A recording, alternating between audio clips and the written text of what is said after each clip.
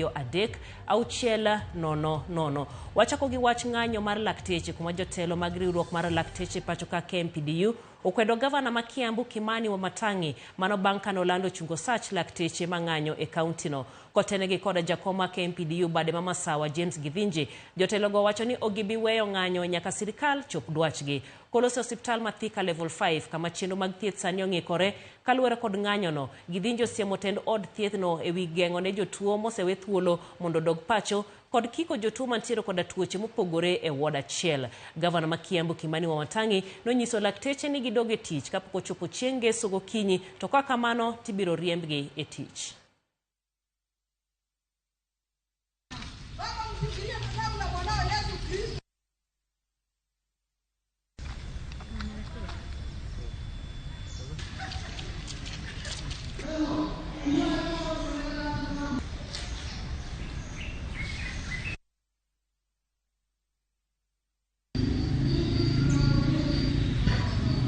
Well, we understand that there are budget implications to hiring more doctors.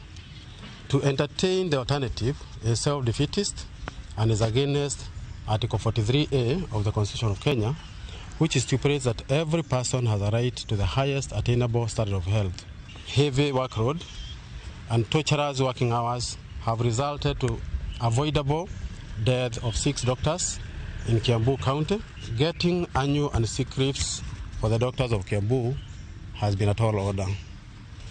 This is due to the acute shortage of doctors. And for that reason, we don't expect us to go back. There's no boat to take us back. The only thing that will make us cede our ground is only if the 19 items that took us on strike are obeyed, they are honored. We believe in truth, and when the government is not truthful, then we have no alternative that way than to make it truthful.